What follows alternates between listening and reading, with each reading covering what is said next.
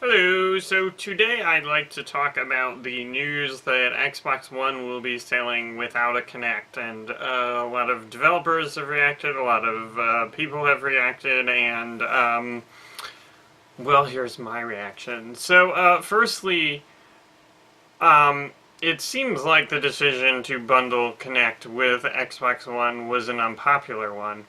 And I think part of the problem with that is that nothing really justified Kinect in the package. In the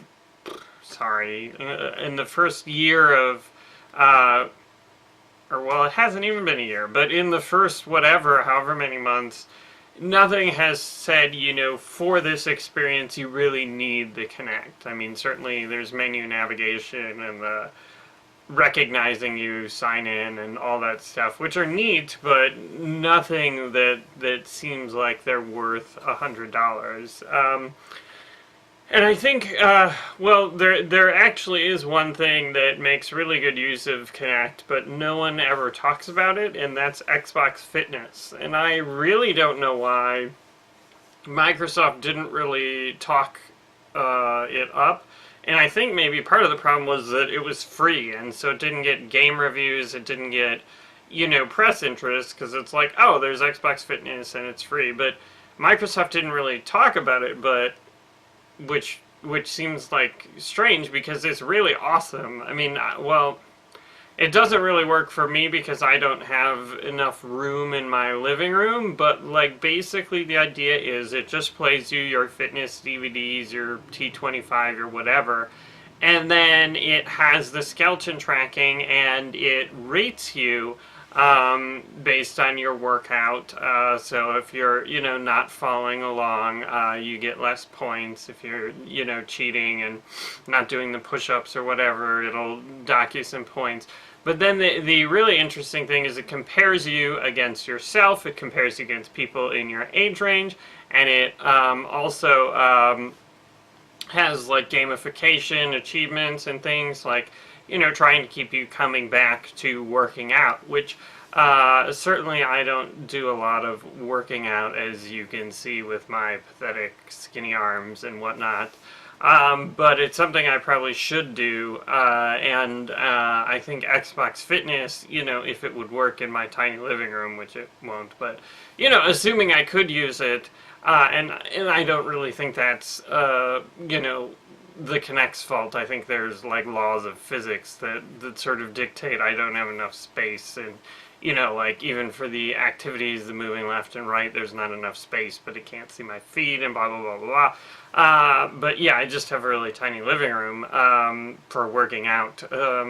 Certainly can't work out in it, even without Xbox Fitness, but I think that would be something that would really motivate me to keep using it, and it's a really good use of the Kinect, and it's free, and I don't really know why Microsoft didn't say, hey, check this out, it's really cool, hey, you're wondering about the Kinect, this is something, the experience it's designed around. But I mean, I think the problem is that there was no Kinect Sports at launch, and Kinect Sports maybe didn't turn out as well as people had hoped. The reviews were a bit low, and so I didn't pick it up. I was thinking about picking it up, but I did not. So I mean, like, I think for a consumer, they're sort of burdened with this extra cost, and there's nothing you can point to and say, hey, this is what justifies this, being included and being worth the money. So I think, that being said, I think it's a smart move for the, to unbundle it. Certainly developers, some seem less than pleased about the unbundling, but, I mean, I don't know, if you're forcing the Kinect on people who aren't interested in it, you're billing them an extra $100, I think, it's better to fragment the market and have a larger market than to be stuck with a smaller market, because I think, the price is definitely an impediment to people adopting Xbox Ones. So I think, getting rid of that, getting rid of the Kinect definitely helps with the, will help with sales and interest in the platform.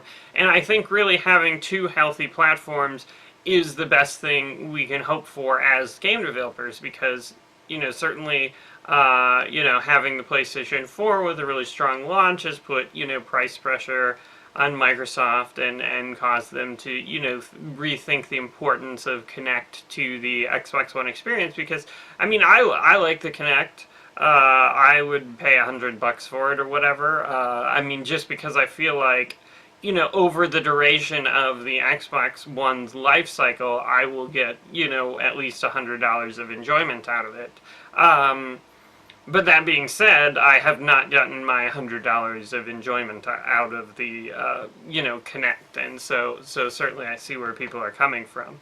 But having two healthy platforms rather than, if they're neck and neck, that really is sort of the best of both worlds for game developers. And gamers. Maybe it's not the best for game developers, because certainly if there's one super successful, console, then you just release on that and then you're done. Then you don't have to worry about releasing on more consoles, which can be difficult for an indie developer. But, I think having the two healthy consoles, in competition with each other, prevents things from stagnating, prevents, console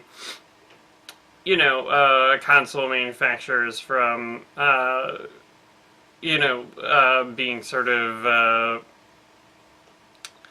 I don't know what the right word is, but to some extent, like on certain console cycles, at certain points, developers felt like, hey, maybe they're not getting the, the relationship between them and the console vendors, that is beneficial to them, that helps both.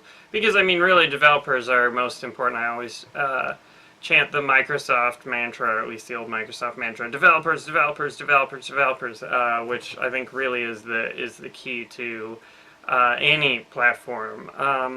But the interesting thing is that, the competition has already sort of improved Xbox Live, because previous generation, Xbox Live had a lot of value, I think, over PlayStation Plus. Certainly the fact that they forced it on you to play network multiplayer was not the greatest, but then again, you get a certain quality of service. But then PlayStation Plus sort of took a different way to add value, which is the free games. And so basically, while there's the Xbox 360 games with Gold, where they just give you games, if you read the fine print of the new Xbox One program, it's basically exactly the same as PlayStation Plus, where basically as long as you're a member, you can continue playing that game, but if your subscription lapses, then you don't get that game anymore. And so it's interesting, basically, because now, on PlayStation 4 and Xbox One, the services are essentially, they have parity. You need them for network multiplayer, but you can get all these free games as long as you're a member. So I think that's sort of interesting, and I think, the fact that the PlayStation was offering, these plus rewards was helpful to pushing Microsoft to offering similar rewards. And certainly I'm excited for whatever free game with Gold we're going to get on the Xbox One, although I have a feeling it's going to be Loco Cycle, which is apparently horribly racist. Anyway, that's about all. So, I guess, I like the Kinect, and it's maybe not great for developers that, they can't assume the Kinect functionality is there, but I think, having units of the console out is more expensive, more important, and I think in general it's very early in the console life cycle to say whether or not success or failure. I mean, because if you look at even the launch of Xbox 360, most of the launch unit, at least the launch unit, or I didn't even get it at launch. I got it like in March, even though I pre-ordered it because they were so low yield. And then mine was a red ring, and so then I had to send it back. And I mean, like, people remember that, but that didn't, that difficulty launching the platform didn't really affect Xbox One, I don't know, I'm sorry, Xbox 360, it's been like 9 years later, and certainly they've gotten past that.